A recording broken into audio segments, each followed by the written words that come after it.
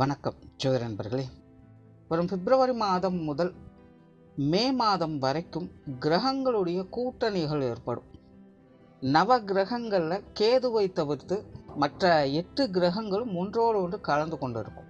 அதாவது மாத கிரகங்களும் வருட கிரகங்களும் ஒன்றாக இணையக்கூடிய காலகட்டம்.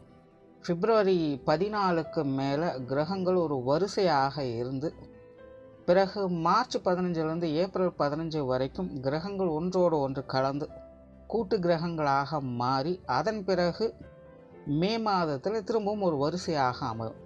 கிட்டத்தட்ட இந்த அமைப்பு பார்த்திங்கன்னா பிப்ரவரி 14 ஆரம்பித்து மார்ச், ஏப்ரல், மே, கிட்டத்தட்ட ஜூன் முதல் வாரம் வரைக்கும் கூட தாக்குப்பிடிக்கும்.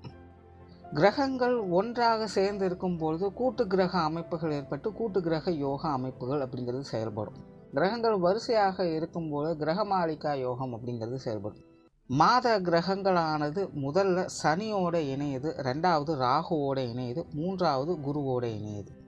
பொதுவாகவே இந்த கூட்டு கிரக அமைப்புகளும் சரி இல்லை கிரகமாளிகா யோகா அமைப்புகளும் சரி செய்யக்கூடியது ஒரே விஷயம்தான். பாசிட்டிவ் அண்ட் நெகட்டிவ் ரெண்டையுமே சேர்த்து தான் கொடுக்கும். பட் எந்தெந்த விஷயங்கள் அப்படிங்கிறது ஒவ்வொரு ராசி லக்னங்களுக்கு தகுந்த மாதிரி மாற்றங்கள் ஏற்படும். பட் ஒவ்வொரு ராசி லக்னங்களுக்குமே ஸ்பெசிஃபிக்காக சில விஷயங்களில் மட்டும் ஏற்ற இறக்கங்கள், லாப நஷ்டங்கள், நல்லது கெட்டது அப்படின்னு இந்த இரட்டைத்தன்மை கொண்ட அனைத்து விஷயங்களையும் கலவையாக அது காட்டிக்கொண்டே இருக்கும். அதுவும் இந்த முறை அமைஞ்சிருக்கக்கூடிய இந்த கிரக அமைப்புகளானது ஆரம்பத்தில் கொஞ்சம் சுணக்க நிலையை ஏற்படுத்தும். கொஞ்சம் ஒரு கன்ஃபியூஷனான ஸ்டேட்டஸ் இருக்கும். செய்யலாமா வேண்டாமா அப்படிங்கிற யோசனைகளையே பல காரியங்கள் கழிஞ்சு போகும். பெரும்பாலும் எல்லா விஷயங்களுமே பார்த்திங்கன்னா ஒரு ஸ்லோ பிக்கப்பாகத்தான் இருக்கும். பட் அதுவே மத்திய பகுதியில் பார்த்திங்கன்னா அதற்கு அப்படியே ஆப்போசிட்டாக எல்லா விஷயங்களும் நடக்கும். எல்லாமே பார்த்திங்கன்னா ஹரிபரியாக நடக்கும். முன்ன பின்ன யோசிக்கிற கூட டைம் இருக்காது. டக்கு டக்குன்னு காரியங்கள் நடந்துக்கிட்டே இருக்கும். ஈவன் அது பாசிட்டிவாக இருந்தாலும் சரி, நெகட்டிவாக இருந்தாலும் சரி, நின்று நிதானித்து யோசிக்கிறதுக்கெல்லாம் நமக்கு டைமே கிடைக்காது. டக்கு டக்குன்னு விஷயங்கள், காரியங்கள் நகர்ந்து போய்கிட்டே இருக்கும். நிறைய சேஞ்சஸை எதிர்பார்க்கலாம் இந்த டைமில். கண்ணு மூடி கண்ணு திறக்கிறதுக்குள்ள என்ன நடந்துச்சு அப்படின்னு தெரியாத மாதிரி சில காரியங்கள்லாம் டக்கு டக்குன்னு மூவ் ஆகிட்டு போய்கிட்டே இருக்கும். இந்த கூட்டமைப்பில் கடைசி காலகட்டம் அப்படின்னு வரும்பொழுது ஒரு ரிலாக்ஸ்டான பொசிஷன் நமக்கு கிடைக்கும். அதாவது எப்படி இருக்கும் பார்த்திங்கன்னா, ஆரம்பத்தில் என்ன பண்ணுறதுனே தெரியாமல் முழிச்சிட்டு இருந்தோம். திடீர்னு இடையில என்ன நடந்ததுன்னு தெரியல, அறக்கப்பறக்க எல்லா விஷயங்களையும் செஞ்சு முடிச்சிட்டோம். இப்போ கொஞ்சம் நிம்மதியாக இருந்தால் போதும், அமைதியாக ரெஸ்ட் எடுத்தால் போதும் அப்படிங்கிற மைண்ட் செட்டுக்கு கொண்டுட்டு போகும்.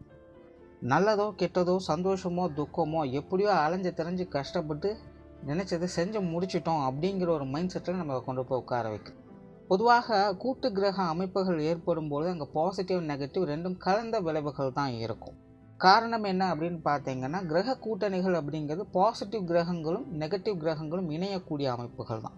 தவிர ஸ்தான பலத்தின் அடிப்படையிலையும் பார்த்தீங்கன்னா சில கிரகங்கள் பாசிட்டிவாகவும் இருக்கும், சில கிரகங்கள் நெகட்டிவாகவும் இருக்கும். பட் இங்கே எல்லா கிரகங்களுமே ஒன்று சேரும் பொழுது அப்போ அங்கே ஸ்தான பலமும் அந்த பாசிட்டிவ் நெகட்டிவ் கலந்த நிலைகளை தான் அது செயல்படவும் செய்யும். ஸோ இயற்கையாகவே இந்த கூட்டு கிரக அமைப்புகள்லாம் ஏற்பட்டுடுச்சு அப்படின்னா முழுசாக நம்ம நல்ல விஷயங்களும் எதிர்பார்க்க முடியாது. அதுக்காக முழுசாக எல்லாமே கெட்ட விஷயங்கள் தான் அப்படின்னு சொல்லிட முடியாது. இந்த மாதிரியான கிரக அமைப்புகள் ஏற்படும் பொழுது தான் அங்கே அதிர்ஷ்டமும் வேலை செய்யும், துரதிர்ஷ்டமும் வேலை செய்யும். அது அதிர்ஷ்டமா இல்லை துரதிர்ஷ்டமா அப்படிங்கிறது தான் அவங்கவுங்களுடைய பிறப்பு ஜாதகம் முடிவு செய்யும். பிறப்பு ஜாதகத்தில் அவங்களுடைய கிரக அமைப்புகள் இப்போது எந்த நிலைமையில் இருக்குது அப்படிங்கிறத வச்சு அதை டிசைட் பண்ணலாம். பட் இங்கே நம்ம பொது பலன்கள் பார்க்கறதுனால ஜென்ரலாக இது எப்படி இருக்கும் அப்படிங்கிறத புரிஞ்சுக்கிட்டிங்கன்னா அதை கொஞ்சம் ஈஸியாக எடுத்துகிட்டு போகலாம். ஒருவேளை இந்த காலகட்டங்கள் உங்களுக்கு நல்ல விஷயங்கள் நடந்துக்கிட்டு இருக்குது அப்படின்னா நீங்கள் சந்தோஷமாக அதை மேற்கொண்டு எடுத்துகிட்டு போகலாம். ஒருவேளை உங்களுக்கு மோசமான விஷயங்கள் நடந்துகிட்ருக்கு அப்படின்னா நீங்கள் அதை நினச்சி பெருசாக பயப்பட வேண்டியதில், கவலைப்பட வேண்டியதில்லை. பெருசாக அதை நினச்சி ரிஸ்க் எடுக்காதீங்க, ஃப்ரீயாக விடுங்க. கொஞ்ச நாள் அது தானாகவே சரியாயிடும். திரும்ப திரும்ப அதே விஷயங்களுக்குள்ளே போய் மாட்டிக்காதீங்க. ஒரு 3 மாதம் பொறுமையாக இருந்துட்டு அதன் பிறகு உங்களோட ப்ராசஸை ஸ்டார்ட் பண்ணுங்கள். ஸோ அதற்கு தகுந்த மாதிரி நீங்கள் கொஞ்சம் ஃப்ளெக்சிபிளாக இருந்துட்டீங்க அப்படின்னா இந்த காலகட்டம் உங்களுக்கு கொஞ்சம் சமாளிக்கக்கூடிய வகையும் சிறப்பான வகையிலும் அமையும். தவிர பொதுவான வகையில் ஒவ்வொரு ராசி லக்னங்களின் வகையில் ஒவ்வொரு ராசிக்கும் ஒவ்வொரு விதமான வகையில் இது ஸ்பெசிஃபிக்காக வேலை செய்யும். அது உங்களுடைய ராசிக்கு என்னென்ன விஷயங்கள் அப்படிங்கிறத மேற்கொண்டு பார்க்கலாம். தவிர இது ராசிக்கு பொருந்துமா இல்லை லக்னத்துக்கு பொருந்துமா அப்படிங்கிற டவுட்டு வேண்டாம். ஏன்னா இது ராசிக்கும் பொருந்தும், லக்னத்துக்கும் பொருந்தும். ரிஷபம்.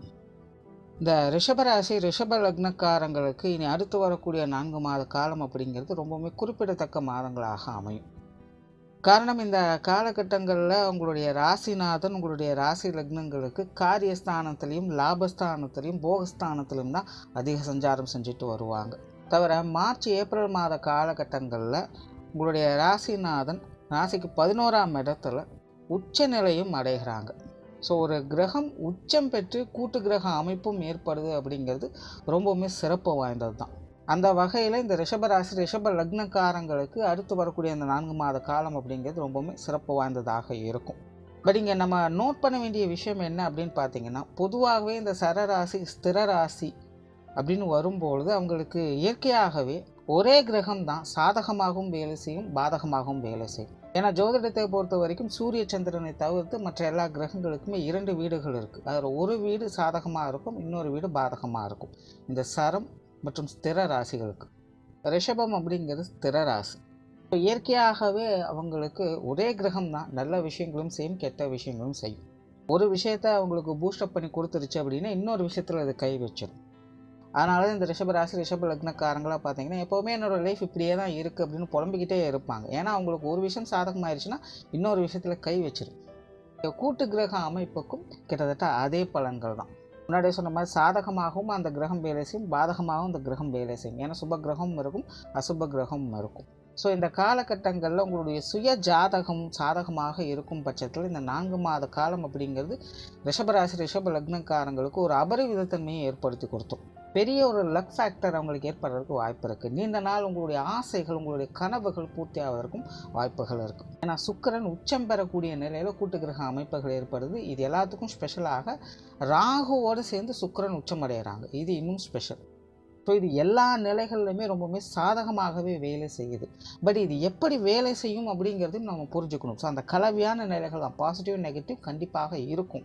ஏன்னா சில ராசி லக்னங்களுக்கெல்லாம் நம்ம என்னதான் நல்லது சொன்னாலும் கூட கமெண்ட் பார்த்தீங்கன்னா எங்கே நல்லா இருக்குங்க இன்னும் அப்படியே தான் அடிபட்டுருக்குன்னு சொல்லுவாங்க. இந்த ரிஷபராசி ரிஷப லக்னமும் ஒன்று தான். ஸோ அதனால தான் அவங்களுக்கு எந்தெந்த விஷயங்கள் எப்பப்பெல்லாம் சாதகமாக இருக்கும் அப்படின்னு தெரிஞ்சு வச்சுட்டு அதுக்கு தகுந்த மாதிரி அவங்க செயல்படணும். இப்போ தான் அந்த விஷயங்களை அவங்களால பெனிஃபிட்டோடு செயல்படுத்த முடியும். சும்மா அப்படியே கண் போன போக்கில் கால் போன போக்கில் போயிட்டாங்க அப்படின்னா அவங்களுக்கு சிக்கல் தான். அதாவது விஷயங்கள் காரியங்கள் வரும் போகும் இப்படியே இருந்துக்கிட்டு இருக்கும். அதனால் இந்த ரிஷபராசி ரிஷப லக்னக்காரங்களுக்கு அடுத்து வரக்கூடிய 4 மாத காலகட்டம் அப்படிங்கிறது ஒரு பக்கம் சிரமங்கள் அலைச்சல்கள் இருக்கத்தான் செய்யும். அப்படி இருந்தாலுமே ஆதாயம் அப்படிங்கிறது நிச்சயமாக உண்டு. குறிப்பாக எந்தெந்த விஷயங்கள் அப்படிங்கிறது தான் இங்கே நம்ம கவனிக்க வேண்டியது. குறிப்பாக கரியர் பேஸ்டான விஷயங்களில் ரிஷபராசி ரிஷப லக்னக்காரங்களுக்கு ரொம்பவுமே சாதகமான அமைப்புகள் இருக்குது. நிறைய முன்னேற்றம் தரக்கூடிய விஷயங்கள் இருக்கும். உங்களுடைய உழைப்புகள் வீண் போகாத நிலைகளை நீங்கள் பார்க்க முடியும். உழைப்பிற்கேற்ற ஊதியம், நீண்ட நாட்களாக எதிர்பார்த்திருந்த விஷயங்கள், முன்னேற்றம் தரக்கூடிய விஷயங்கள், இடமாற்றம் போன்ற விஷயங்கள், இதெல்லாமே கெரியர் பேஸ்டான அனைத்து விஷயங்களும் உங்களுக்கு சாதகமான ஒரு அமைப்புகளை ஏற்படுத்தி கொடுக்கும். இழந்தவற்றை மீட்டெடுக்கக்கூடிய அமைப்புகள் உண்டு. பொருளாதார ரீதியாக இது ஒரு சாதகமான அமைப்புகளை ஏற்படுத்தி கொடுக்கும். நிறைய நஷ்டம் அடைஞ்சிருக்கும், கடன் ஏற்பட்டிருக்கும், நிறைய விரயம் ஏற்பட்டிருக்கும், கைமீறி சில விஷயங்கள் போயிருக்கும், திரும்ப அதை சரி பண்ண முடியாத நிலை ஏற்பட்டிருக்கும். அந்த மாதிரியான நிலைகளெல்லாம் சரி பண்ணக்கூடிய அமைப்புகளும் இந்த காலகட்டங்களில் ஏற்படும். நல்ல திட்டமிடுதலோடு செயல்பட்டு வருவீங்க. உங்களுடைய யூகத்திறன் அதிகரிக்கும், உங்களுடைய கற்பனை ஆற்றல் அதிகரிக்கும். குறிப்பாக கலைத்துறையில் இருக்கிறவங்களுக்கு, மீடியா துறைகளில் இருக்கக்கூடியவங்களுக்கெல்லாம் இந்த காலகட்டம் மிகவும் சிறப்பு வாய்ந்ததாக இருக்கும். அதாவது ஒரு டேர்னிங் பாயிண்ட் அமையக்கூடிய வகையில் சில மாற்றங்களை ஏற்படுத்தி கொடுக்கும். உங்களுடைய காரியங்களில் சிறப்புகளை பெற்று வருவீங்க. பல நாட்களாக முடிக்கணும் செய்யணும்னு நினச்சிட்டு இருந்த விஷயங்கள்லாம் இப்போ செய்து முடித்து வருவீங்க. வெளியூர் மற்றும் வெளிநாடு சம்பந்தப்பட்ட விஷயங்கள் உங்களுக்கு சாதகமாக அமையும். குடும்பத்துக்குள்ள ஒரு மகிழ்ச்சிகரமான சூழ்நிலைகளை எதிர்பார்க்கலாம். உங்களுடைய குடும்ப சுமைகள் குறைய ஆரம்பிக்கும். குடும்ப உறுப்பினர்கள் வகையிலேயே பார்த்தீங்கன்னா ஒரு சப்போர்ட்ஃபுல்னஸை எதிர்பார்க்கலாம். மாணவர்களுக்கு கொஞ்சம் கூடுதல் முயற்சி தேவைப்படும்.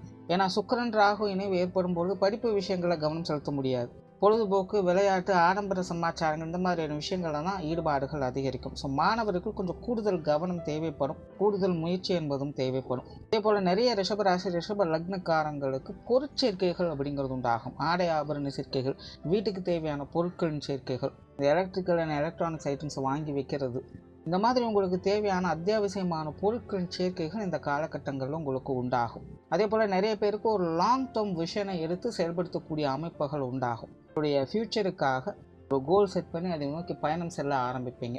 விளையாட்டாக இருந்தாலும் காரியத்தில் கருத்தாக இருப்பீங்க. சுருக்கமாக சொல்லணும்னா இந்த ரிஷப ராசி ரிஷப லக்னக்காரங்களுக்கு அடுத்து வரக்கூடிய 4 மாத காலகட்டம் அப்படிங்கிறது சாதகமான நிலைகளே இருக்குது. பட் அது வந்து ஸ்ட்ரைட் ஃபார்வர்டாக இருக்காது. கொஞ்சம் மலைச்சலும் சிரமங்களும் ஒரு பக்கம் இருந்துக்கிட்டு தான் இருக்கும். ஸோ அதனால் இந்த டைமில் உங்களுடைய முயற்சிகளை கைவிட்டுடாதீங்க. தொடர்ந்து முயற்சி பண்ணுங்கள். மனம் தளராதீங்க. நம்பிக்கையோடு இருங்க. நிச்சயமாக இனி வரக்கூடிய காலகட்டங்களில் பல நல்ல விஷயங்களை உங்களால் பார்க்க முடியும். நன்றி, வணக்கம், வாழ்க வளமுடன்.